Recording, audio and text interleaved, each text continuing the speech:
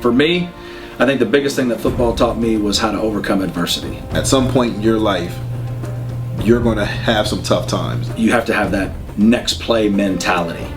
That cohesiveness and that working together, that's really something special that you can't get in a lot of other areas. When you practice that and you live that in other phases of your life, it becomes second nature because all you know how to do is fight. It's not an easy game. If it were easy, everyone would do it. You start to appreciate the smaller contributions that people make. You don't just look at the big one because you knew it took 6 or 7 other guys who are unsung. And you can't take shortcuts and be successful.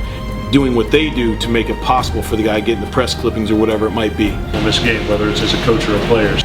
So I would certainly say that you definitely got a very quick lesson in how to overcome adversity playing football.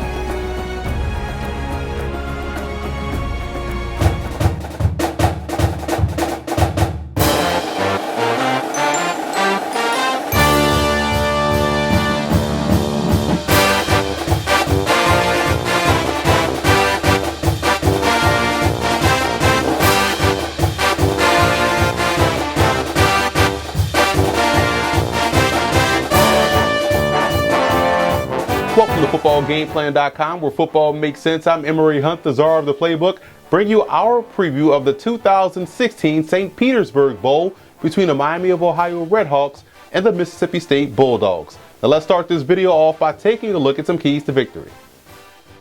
Starting with Miami of Ohio in this ball game, it's about contain, contain, contain. They're facing a very tough quarterback in Nick Fitzgerald of Mississippi State, who does a great job getting outside the pocket. He has a ton of speed, and he's a guy that can do a lot of damage on the ground. The idea is to make him beat you throwing the football, and the only way they can do that is by playing contain on the edges. Another defensive matchup that I'll be interested in seeing is their outstanding cornerback Heath Harding versus a talented wide receiver Fred Ross. That's best versus best, strength versus strength.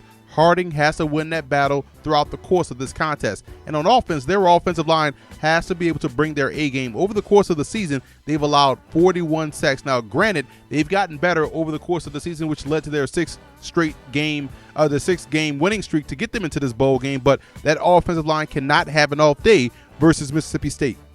And for the Bulldogs in this ball game, they have to constantly control the pace. I love the way they run offense. They are getting up to the line of scrimmage very quickly, snapping the football quickly. They're slowing it down. They're speeding it up to slow it down. So if they can continue to control the pace, they'll dictate what Miami does defensively. And also on the defensive side of football, it's about dialing up the pressure.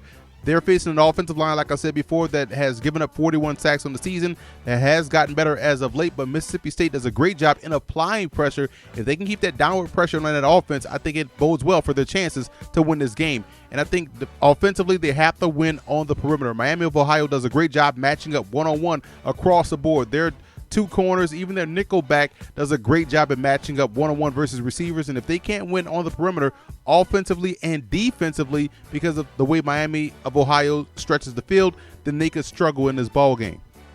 The biggest X factor in this game for Miami of Ohio will be the play of defensive end JT Jones. He's their outstanding pass rusher. He loves to get up the field, but in this situation, he cannot just fly up the field and lose contain versus Nick Fitzgerald. If he's able to play with contain, play with controlled aggressiveness, I think he can do a great job in being an impact player in this contest. And for Mississippi State, it's quarterback Nick Fitzgerald's passing. Can he win from the pocket on a consistent basis? You have to expect Miami of Ohio to take away his ability to get outside the pocket and create with his legs and extend the play. So he's going to have to hit some passes early within the pocket, which will then open up things on the outside. Now here's a look at some of the 2017 NFL draft prospects you want to keep an eye on in this ball game. And when you talk about the Redhawks, you're looking at the line of scrimmage. Both JT Jones and Colin Buchanan, I think, are premier talents. Rakeem Williams has a chance to raise some eyebrows in this ballgame with his level of play, but I do think he's a solid receiver. For Mississippi State, Fred Ross is the big-time playmaker. He'll be playing in the Senior Bowl. Kevon Coleman, I think, is an outstanding free safety as well. Been a big-time playmaker for this defense for a long time. And keep an eye on Richie Brown, the linebacker, 6'2", 245, along with A.J. Jefferson, two tremendous defenders that will have huge impact on this ballgame. I like the Miami of Ohio Redhawks in this ball game. I think they're battle-tested to face a team like Mississippi State coming out of the MAC.